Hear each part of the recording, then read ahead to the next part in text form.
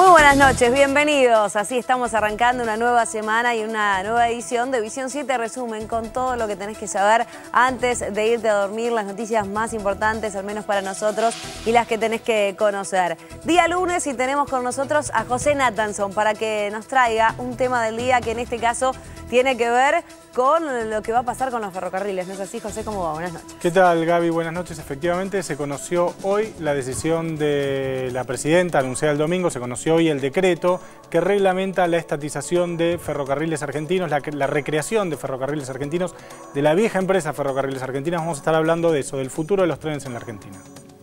Muy bien, prometido entonces para dentro de algunos minutos para que se entienda un poco más sobre este tema, pero vamos a dar inicio a lo que tiene que ver con esta edición de Visión 7 Resumen y al comienzo de las clases, al ciclo lectivo aquí en la República Argentina. Muchas provincias han arrancado con normalidad, otras como La Rioja, Chaco, Chubut y también la provincia de Buenos Aires han arrancado de manera parcial y otras provincias no lo han hecho porque se opusieron los gremios. En la mayoría de los distritos del país, entre los que se destacan la ciudad de Buenos Aires, la provincia de Buenos Aires y Córdoba, los chicos volvieron a las aulas. En territorio bonaerense, si bien la mayoría de los gremios acordó un incremento salarial con el gobierno, la provincia tuvo que dictar la conciliación obligatoria para dos organizaciones que no habían aceptado el ofrecimiento.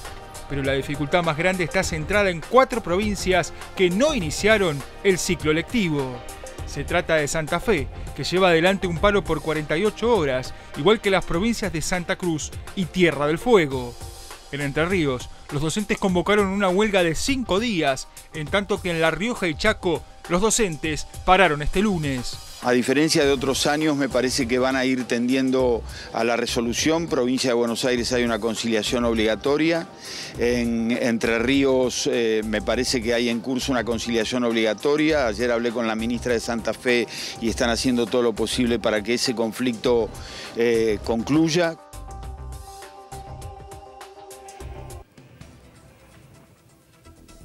En la jornada de ayer, en la apertura de sesiones que ayer llevó adelante la presidenta argentina Cristina Fernández, se confirmó que se iba a presentar un proyecto de ley para hacer estatal las empresas de trenes. Bueno, en la jornada de hoy el gobierno lo terminó oficializando. Nosotros hemos podido demostrar que operando nosotros el Sarmiento somos mucho mejores que los privados y le sale mucho más económico al pueblo argentino. Nos vamos a ahorrar más de 1.100 millones de pesos por año. Ahora, no va a haber compensación, usted lo dijo, porque la gente se pregunta en casa cuánto le va a salir al Estado, cuánto nos va a salir a todos los argentinos romper con esos contratos. No, para nada, no hay ningún tipo de indemnización porque el contrato precisamente que le daba la operación a los privados contemplaba la posibilidad que el Estado les rescinda ese contrato sin ningún tipo de costo para el Estado. Yo soy crítico con respecto a algunas expresiones del jefe de la Ciudad de Buenos Aires que ha comprado, adquirido material rodante que está en el puerto de Buenos Aires, que ha sido trasladado en el mismo barco que llegaron los trenes de 0 kilómetros que compró el Estado Nacional, que tienen una antigüedad de 35 años. Son del año 80 y van a prestar servicio en la línea de subte H. Y el material rodante para la línea de subte B, que fue adquirida en España, también tiene 30 años de antigüedad. Cuando los únicos coches 0 kilómetros que tiene la Ciudad de Buenos Aires son los de la línea A, adquiridos por el Gobierno Nacional, que son 90 coches. Los aportes en materia de compensaciones para que aquellos que usan el transporte público en capital paguen la mitad del pasaje lo hace el Gobierno Nacional. Entonces está claro cuál es el modelo que tiene el jefe de la Ciudad de Buenos Aires de cara al transporte público, que por supuesto lo utilizan los que más necesitan. El 13 de febrero de 1947, el general Perón nacionalizaba los ferrocarriles ingleses. 4 años después, los trabajadores producirían la primer locomotora nacional, la Justicialista. Cuando se instaló el gobierno del proceso, la conducción del área del transporte quedó radicada en el Ministerio de Economía a través de la Secretaría de Transporte y Obras Públicas. Fue esta secretaría la que elaboró un plan de acción que permitiera retomar las medidas de racionalización recomendadas 15 años antes por el Plan Larkin, elaborado a instancias del Banco Mundial. Cierre de ramales antieconómicos, supresión de trenes de pasajeros de baja utilización, cierre de talleres redundantes, cierre de estaciones, supresión de la tracción a vapor, fueron algunas de las cosas que han tenido como resultado entre 1976 y 1980. Se abandonaron unas 500 60 estaciones. Se redujeron trenes de pasajeros interurbanos y locales del interior en un 30%. Se cerraron 5.500 kilómetros de líneas secundarias. La desconexión del país y la intensa eliminación de talleres contribuyeron a la decadencia y muerte de unos 700 pueblos y a la aceleración de la pobreza y la desigualdad regional. Durante el menemismo continuó el proceso de desagüe del patrimonio del Estado. Las nuevas concesionarias se harían cargo de todas las actividades laborales, técnicas, comerciales y económicas ferroviarias. La primera licitación sirvió en bandeja al capital privado unos 5.000 kilómetros de red.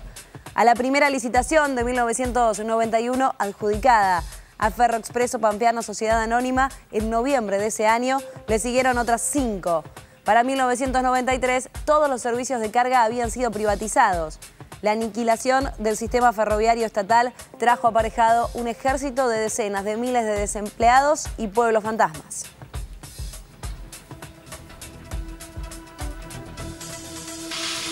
Ya es oficial entonces que se va a enviar este proyecto de ley para hacer estatal las líneas que restaban a los ferrocarriles aquí en la República Argentina, pero vamos a entender un poco más cómo funciona el sistema ferroviario en otros países del mundo con José Natanzo. ¿Qué tal, Gaby? Sí, efectivamente se conocieron los lineamientos que establecen la decisión del gobierno de recrear lo que en su momento se llamó Ferrocarriles Argentinos, la vieja Ferrocarriles Argentinos, que vos contabas bien recién cómo se fue desarmando de a poco, cómo se fue paulatinamente desde el primer gobierno, desde el gobierno de Frondizi en el 58, empezó este plan de desguace de los ferrocarriles que terminó de consumarse en los 90 durante el menemismo. Si te parece, vamos a ver unos mapitas que muy rápidamente ilustran la secuencia de dónde venimos y hacia dónde vamos, digamos. El primer mapa que podemos ver en pantalla es el que muestra cómo era la red ferroviaria antes de que se iniciara el proceso de privatización. Esto es la red ferroviaria argentina del 88, una de las redes ferroviarias más desarrolladas, más desplegadas de América Latina,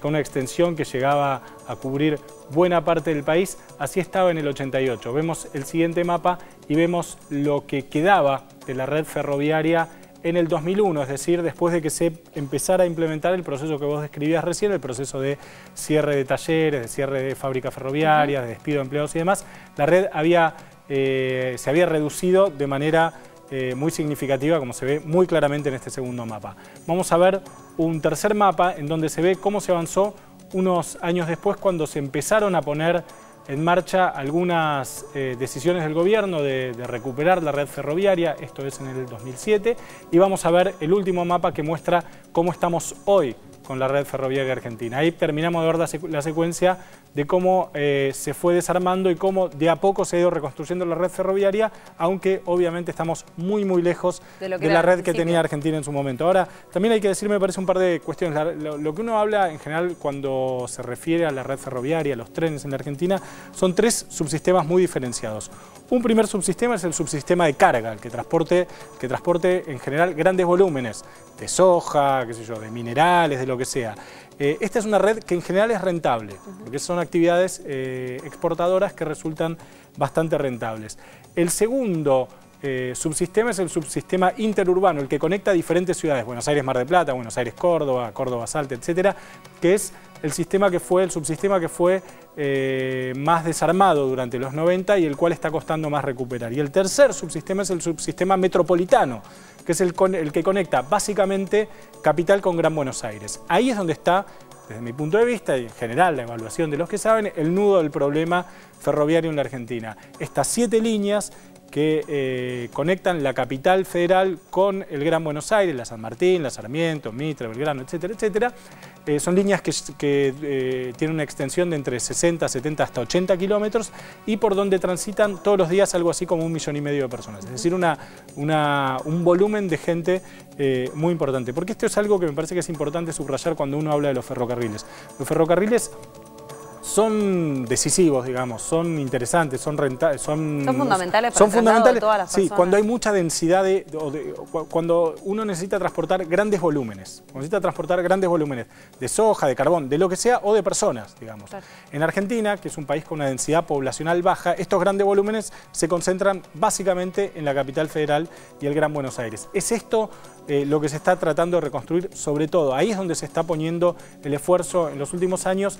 Lo hemos visto desde el accidente de Once, desde la tragedia de Once, como a partir de la nueva conducción del Ministerio de Interior y Transporte a cargo de Florencio Randazzo, se empezó a llevar adelante un proceso de reconstrucción de los ferrocarriles con la importación de nuevos coches de China, con la reconstrucción de las vías y demás, sobre todo poniendo énfasis en este núcleo, que es el núcleo más problemático de los ferrocarriles, que son los ferrocarriles metropolitanos que conectan la capital con Gran Buenos Aires. Ahí es donde está el problema, ahí es donde está trabajando el gobierno. En los otros subsistemas, subsistema de carga, que es un sistema mucho más rentable, y el subsistema interurbano, que puede ser servido muy fácilmente por ómnibus, hay menos énfasis y hay también menos problemas.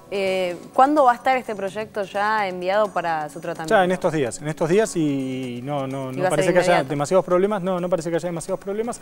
De todos modos, lo que se trata básicamente es de armar un gran paraguas que se va a volver a llamar Ferrocarriles Argentinos, de terminar de estatizar las líneas que todavía no habían sido estatizadas, de poner, digamos, la capacidad de gestión que el gobierno había puesto, por ejemplo, en la línea Sarmiento, que era la única que estaba bajo control total del Estado, de las líneas metropolitanas, porque las otras habían sido estatizadas, pero estaban bajo operatoria privada, digamos, y de poner todo esto bajo un nuevo gran paraguas que es el de Ferrocarriles Argentinos. De eso se trata el proyecto que fue anunciado el domingo y que fue presentado hoy por el gobierno. Muchas gracias, José, gracias por explicarnos más de este tema. Tenemos más información para compartir y lo hacemos en nuestro picado de noticias. Cuarto intermedio en Yuria López. El Tribunal de Enjuiciamiento contra el juez penal Axel López pasó a cuarto intermedio, luego de que su abogado defensor Eugenio Zaffaroni desestimó la acusación por mal desempeño de sus funciones. A un juez que tiene por costumbre liberar a violadores que no solo vuelven a violar, sino que matan. A un juez que tiene por costumbre no leer las causas y después decir que son errores administrativos que él comete. Más control en mercado de granos. La AFIP estableció un nuevo procedimiento de registración de los contratos y operaciones de compraventa de granos. Además, creó un régimen de información para las operaciones de venta de bolsas plásticas utilizadas en almacenamiento de esos productos, conocidas como silobolsas. Massa promete seguridad. El candidato del Frente Renovador dijo que como presidente va a ser ministro de Seguridad. El diputado destacó que es el principal tema en la agenda de preocupación de la gente. Traban embargo a IBM. La justicia aceptó un pedido de la Oficina Anticorrupción en una causa que investiga el presunto pago de sobreprecios en la década de los 90 y ordenó un embargo por 82 millones de pesos para que el Estado recupere activos.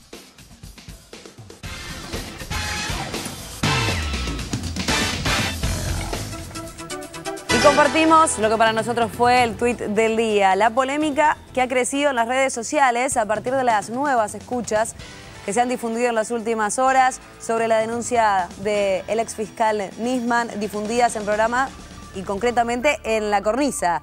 Graciana Peñafort, directora de Asuntos Legales del Ministerio de Defensa, expresó que podría configurar un delito, la pena 1 a 6 años de prisión para aquel funcionario que difundiera o que diera a conocer información confidencial de cualquier causa. Recordemos que este programa ha difundido, no se sabe de dónde salieron, pero algunas escuchas más, las que ya estaban circulando por los medios, algunas escuchas más sobre esa causa en la que se terminaba culpando a la presidenta argentina por encubrir en el caso AMIA.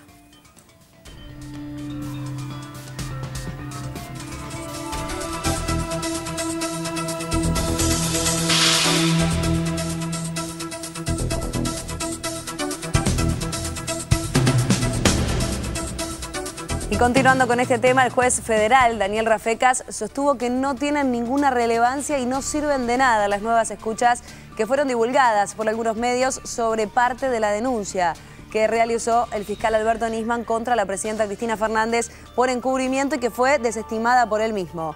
El juez, en un comunicado, aclaró que para tomar su decisión en tan breve plazo, solo debió estudiar las transcripciones y grabaciones que presentó la Fiscalía ante el juzgado que están valoradas en la denuncia del doctor Nisman.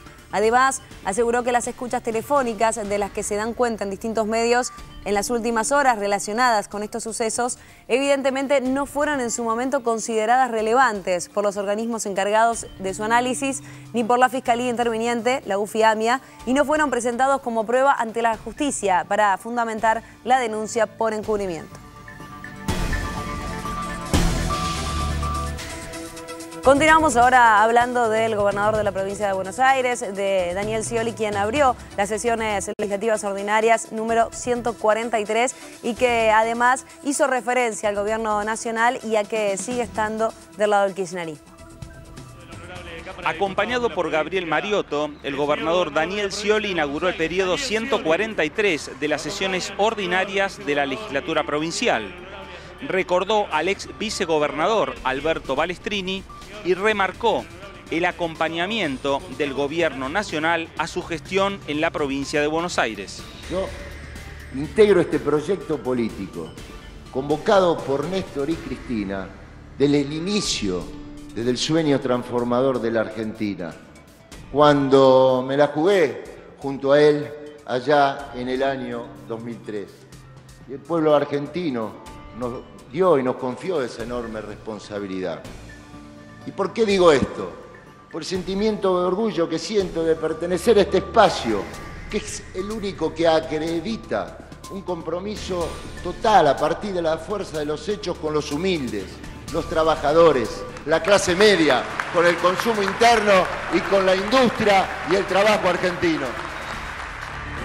Y sentimos que hemos cumplido con el mandato que le encomendó el pueblo a la presidenta de la Nación, y amor con amor se paga. El pueblo despidió y saludó con amor a la presidenta de la República porque no traicionó nunca la presidenta lo que el pueblo esperaba de él. El gobernador provincial realizó un balance de la gestión y marcó las metas para este año 2015, que será su último año de mandato. Entonces nosotros queremos profundizar, tener nuestro propio desarrollo económico, fortaleciendo el consumo interno, desendeudándose como se desendeudó todos estos años la Argentina, apostando al capital humano argentino, al capital argentino y teniendo protagonismo en Latinoamérica y en el mundo. El relato por un lado, la realidad por el otro, y no la realidad que podemos evaluar nosotros como dirigentes del Frente Renovador, que tenemos un proyecto alternativo. La realidad que ven cada uno de las familias bonaerenses cuando tienen que mandar sus chicos al colegio, cuando tienen que acudir al hospital público, cuando tienen problemas de inseguridad en la esquina de su casa, cuando tienen que transitar las rutas bonaerenses. Un apoyo contundente a la presidenta, un reconocimiento y un agradecimiento por todo lo que ha logrado, que ha sido contundente su discurso, y como dijo ella, dejó las bases sólidas y deja un gobierno incómodo para lo que viene. Incómodo porque hay que seguir avanzando en este proceso de inclusión. Bueno, y estamos con la expectativa de poder darle continuidad a ese proceso que le diera la presidenta, que después, bueno, el resto de los compañeros ocupa el lugar que mejor corresponda en esta etapa que viene.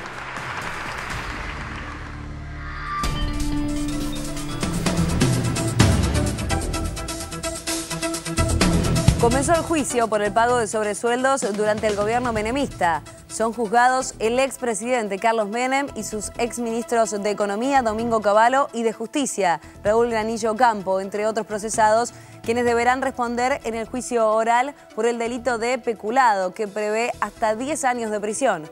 Sus defensas pidieron a los jueces el sobreseimiento por prescripción del delito, la nulidad por violación de la garantía de doble juzgamiento, entre otros planteos preliminares, que deberán ser resueltos por los jueces del Tribunal Oral Federal número 4 el próximo martes, cuando se reanude el debate.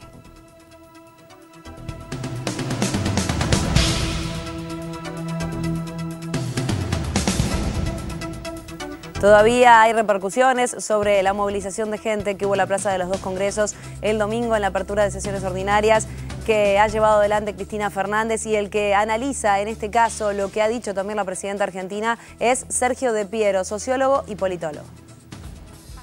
El discurso de la presidenta tiene una particularidad bastante notable, que es un discurso de fin de mandato, incluso de 2 mandatos, digamos, ¿no?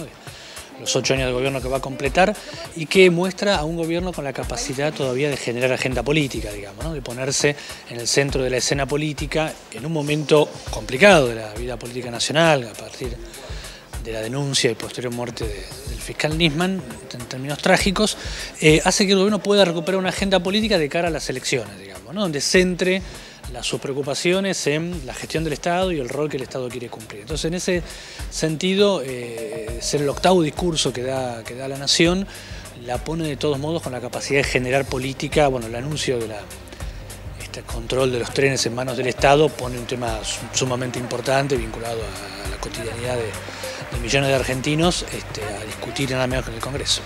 No es lo mismo un discurso de la presidenta o del presidente o una plaza vacía que una plaza llena. Decididamente no es lo mismo. Un presidente tiene muchos recursos de poder.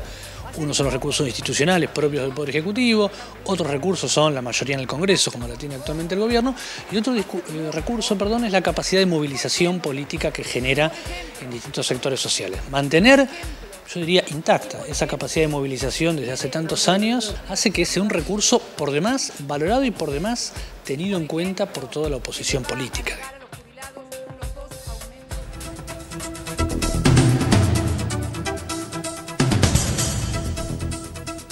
La lluvia intermitente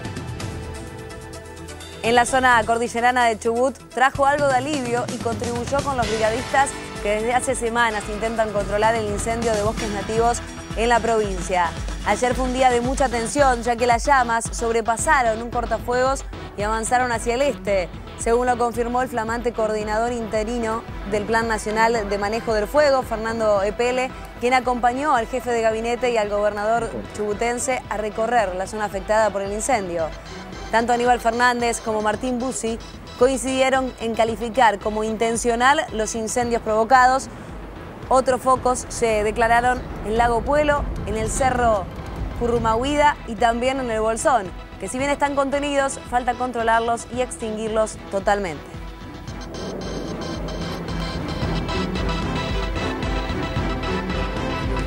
Se ha realizado una marcha en pedido de justicia por el doble femicidio que ocurrió en el barrio de Constitución. Yo le pregunté a ella cuando lo conocí, que ella me lo presentó, un día que me lo trajo, el segundo día me lo presentó y al segundo día vino y me dijo, ¿qué te parece, Juan, papá?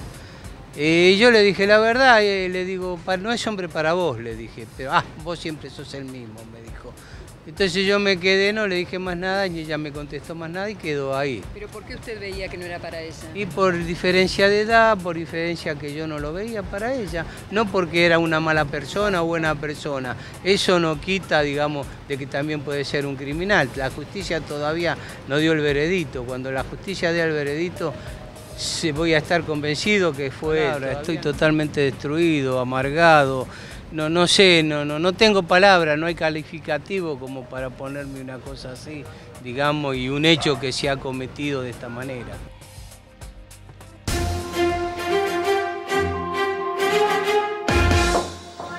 El primer ministro israelí inició una gira por Estados Unidos donde tratará algunos temas, pero puntualmente el diálogo que hay en este momento con este país norteamericano e Irán. I plan to speak about an Iranian regime that is threatening to destroy Israel, that's devouring country after country in the Middle East, that's exporting terror throughout the world, and that is developing, as we speak, the capacity to make nuclear weapons, lots of them.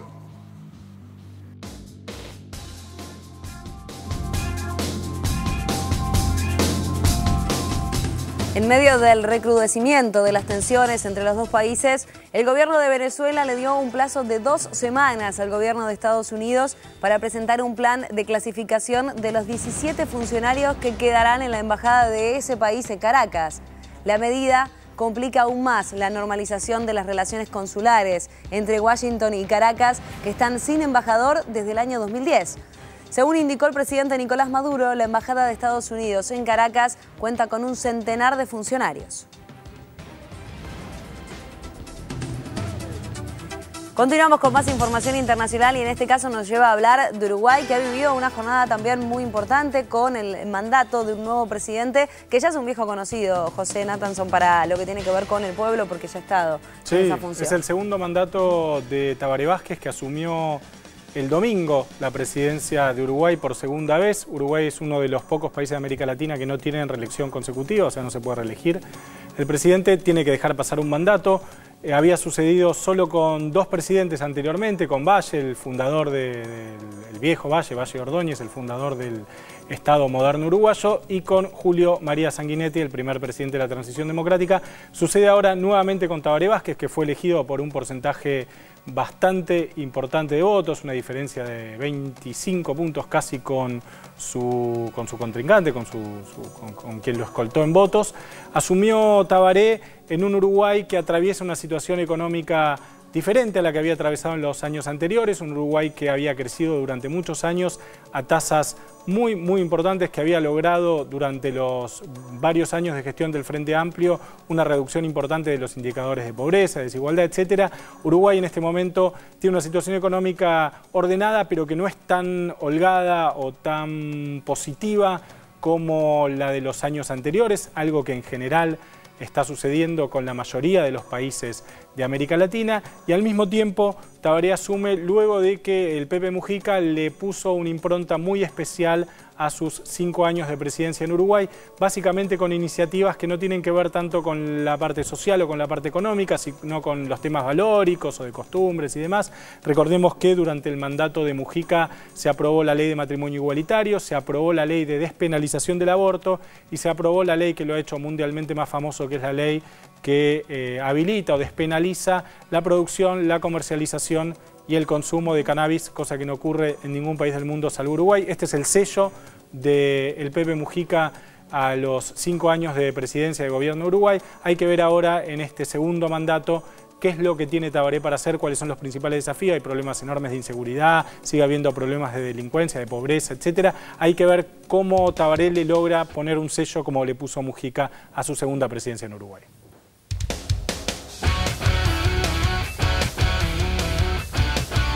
Nos metemos en el deporte, pero lamentablemente no tenemos que hablar de la actividad propiamente dicha. Se estaba jugando un partido de fútbol en la primera C, por un lado estaba La Ferrere, por el otro estaba Doc Sud. Tan solo 27 minutos se pudo disputar. Después, ¿qué pasó? Lo mismo que siempre. La barbarie de aquellos hinchas que se quieren meter a la fuerza y que terminan en las piedras a los disparos, porque también hay secuelas de que ha habido disparos. Y lo cierto es que ese partido que iba 1-1 tuvo que suspenderse. Un grupo de hinchas de La Ferrere quiso entrar al estadio por la fuerza. No logró hacerlo, entonces comenzaron los desmanes. Piedrazos, agresiones hacia la policía. De hecho, hay 14 efectivos policiales heridos, 2 de ellos de extrema gravedad. Todavía no circularon los nombres de los 2 efectivos ni tampoco de quienes estuvieron involucrados. Pero lo cierto es que este partido no pudo terminarse y el juez de línea, el árbitro y los jugadores tuvieron que terminar atrincherados dentro del estadio porque no podían salir, teniendo en cuenta que había mucho peligro todavía en las calles. Vamos a dejar este capítulo de lado y nos vamos a meter en lo que tiene que ver con el fútbol y con el cierre de una nueva fecha en la Primera División. Arrancamos hablando de Sarmiento de Junín como local frente al Aldo Civi, partido que ha terminado igualado 2-2, partidazo. Se ha disputado un gran encuentro entre los dos equipos, sin embargo, ninguno de los dos puede romper lo que es igualdad, no puede terminar ganando. Está bien que se han jugado hasta ahora 3 fechas nada más de este torneo largo, pero todavía no han logrado ganar. Así arrancaba el partido con el 1-0 para Sarmiento de Junín, que ha tenido el gol por medio de Gervasio Núñez, golazo en este caso, para decretar la igualdad parcial para Aldo Civi. 1-1 se ponía el partido, 25 minutos iban del segundo tiempo, linda definición de Roger Martínez para decretar la igualdad parcial. Sin embargo, no iba a lograr mantener esa diferencia, la que iba a conseguir ahora. ¿Quién lo iba a hacer al gol? José Pepe Sanz, sí, el ex River, el ex Lanús, entre otros equipos. Convertía el 2-1 parcial, festejo de Tete Quirós, sin embargo se iba a dormir y de esta manera entonces iba a terminar igualándole el partido. Junín, que se quedaba al menos con un punto jugando como local, quiere hacerse fuerte, no logró la victoria, pero después de este penal, de esta infracción, la pelota quedaba claramente en la mano, iba a ser Cuevas el que ponía las cifras definitivas. 2-2 y ninguno de los dos, ni Sarmiento ni Aldo Civi, pueden sumar de a 3 en este arranque de campeonato en la República Argentina. Recordemos que es el campeonato largo de 30 equipos. No pudieron ganar ellos, no hubo un ganador, pero tampoco en el otro partido. Iban a cerrar esta nueva jornada Vélez por un lado visitando a Newell's, que estaba en el otro sector también tratando de hacerse fuerte jugando como local. Sin embargo, han empatado sin goles. Hubo situaciones para cada uno de los lados, para el conjunto leproso y también para el Fortín. El Fortín que lo tiene sentado ahora en el banco de suplentes a Miguel Ángel Russo. Recordemos que es el ex entrenador de Rosario Central y que se lo hicieron sentir los hinchas de Newell's, por supuesto, cuando ingresó dentro del terreno de juego. Aquí estaba la primera aproximación de peligro para este conjunto rosarino. Sebastián Sosa que se quedaba con el balón. Después iba a poder hacer alguna que otra jugada más, pero no pudieron sacarse diferencias. Tampoco Banfield y Colón, que terminaron igualados 0-0. En esta nueva jornada, la número 3, el equipo de Matías Almeida, que de a ratos juega bien y de ratos no lo hace tanto. Ya el propio entrenador dijo que él prefiere jugar bien y que después solo van a llegar los resultados. 0-0 entonces, con muy pocos goles, tan solo 4 los que veíamos entre Sarmiento y Aldo Civi en estos últimos 3 partidos de la primera división del fútbol argentino. ¿Quieren ver goles? Bueno, vamos a ver uno muy lindo que marcó Carlos Tevez en el fútbol italiano en la jornada de ayer.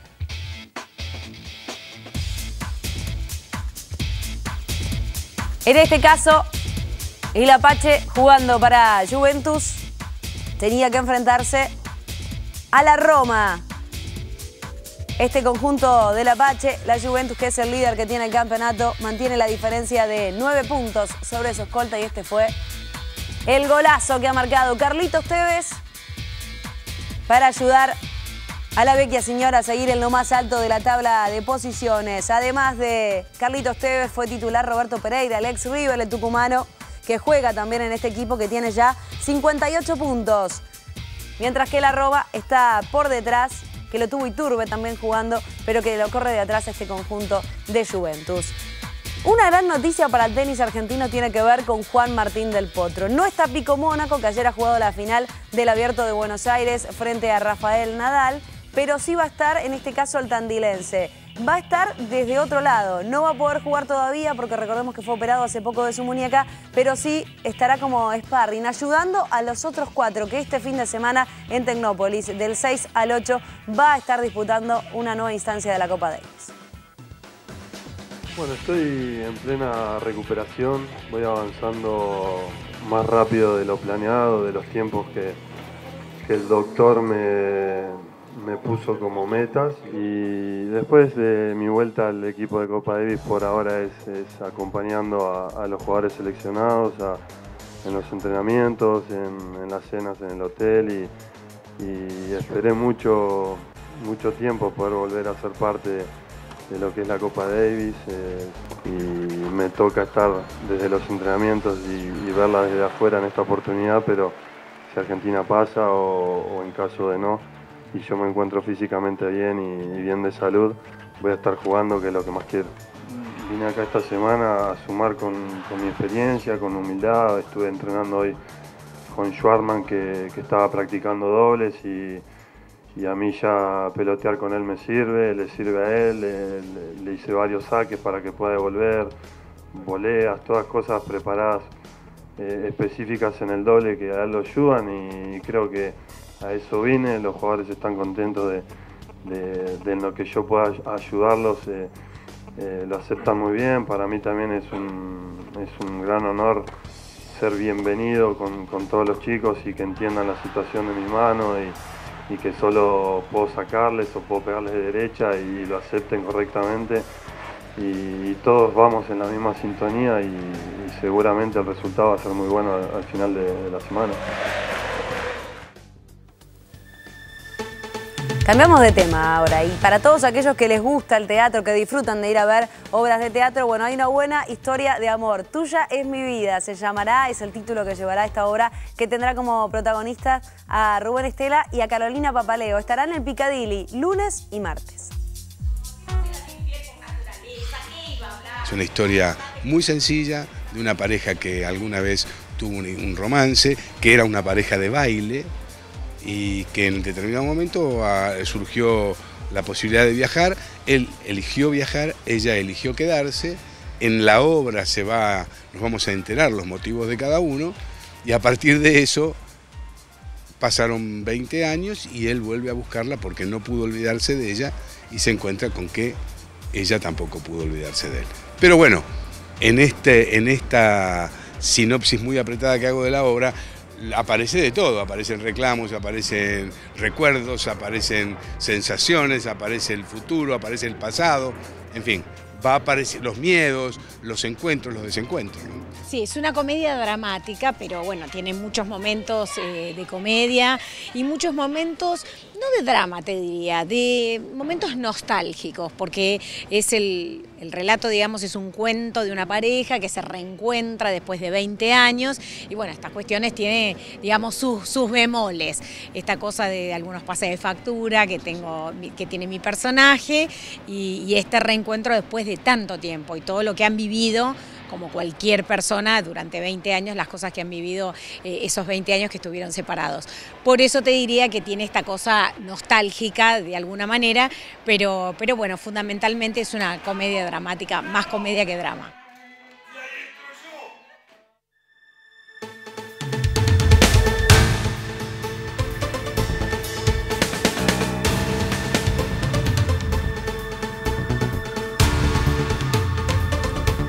La Cámara Penal dejó firme la condena a 4 policías acusados de encubrir y falsificar el acta de derecho por otro policía, Esteban Velázquez, ya condenado a 14 años, quien mató al militante social Claudio Pocho Leprati el diciembre trágico de 2001. En Rosario fue este hecho cuando estaba en el techo de una escuela donde había niños comiendo. Leprati habría cumplido el pasado domingo 49 años. En el barrio Ludueña lo recordaron en medio de los festejos de carnaval. León Gieco le escribió una canción a Pocho Leprati, El ángel de la bicicleta. Es el tema que estamos escuchando y con esto nos vamos a hacer una breve pausa. Ya venimos con mucho más Misión 7 Resumen. Por las esquinas